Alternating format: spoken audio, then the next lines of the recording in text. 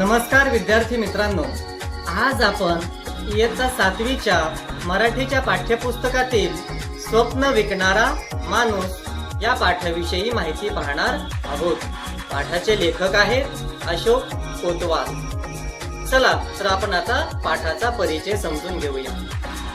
लेखकाच्या लहानपणी त्याच्या गावात एक स्वप्न विकणारा माणूस यायचा. तो पिंपळाच्या पारावर थांबायचा. जमलेल्या लोकांना तो मनोरंजक गोष्टी सांगायचा. त्याचे मजेदार किस्से ऐकताना लोक रंगून जायचे. तो आपल्या गाठोड्यातला खाऊ मुलांना द्यायचा. अचानक त्याचे येणे बंद झाले. गावकरी त्याची वाट पाहून थकले. काही वर्षानंतर एक तरुण गावात आला. तो स्वप्नविक्याचा मुलगा होता. लोकांची सेवा करण्याचे आपल्या वडिलांचे कार्य त्याने सुरू केले. बाबांसाठी गावोगाव जाऊन आजारी लोकांची सेवा करण्याचे त्याने ठरवले होते. वडिलांचे अर्धवट राहिलेले स्वप्न त्याला पूर्ण करावयाचे होते. मित्रांनो, प्रत्येक माणसाची काही स्वप्ने असतात. ती आटोकाट प्रयत्न करून पूर्ण करावी.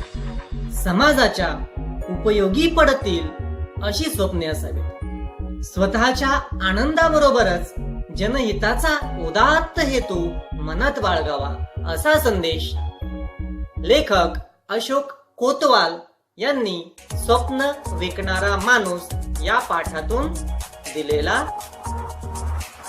विद्यार्थी मित्रांनो, आता आपण स्वप्न विकणारा माणूस या पाठातील काही शब्दार्थ पाहूया. पहिला शब्द आहे श्रेष्ठ.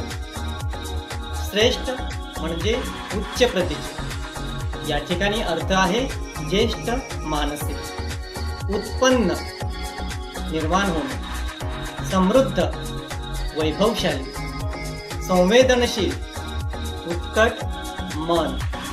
स्वप्नपूर्ती स्वप्न पूर्ण करणे. आदर्श सर्व गुणांनी युक्त असा माणूस. अधांतरी मधल्या मध्ये. ध्यास म्हणजे आस किंवा ओढ.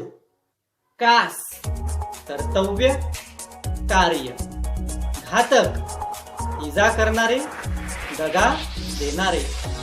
धिप्पाड उंचा. ऐटीत रुबाबात डौलाने. भिन्न वेगळे. किस्से मजेदार गोष्टी. दिलखेच मनोहर.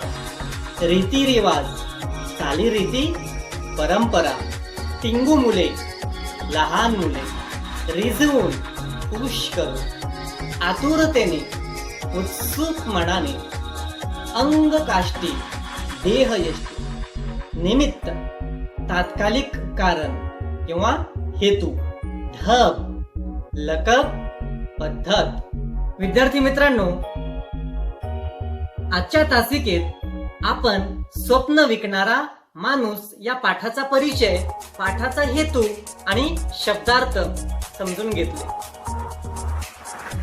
आता सर्वांनी समजून घेतलेले शब्दार्थ वहीमध्ये लिहून काढायचे आहेत आणि त्यांचा वाक्यात उपयोग करायचा आहे. धन्यवाद.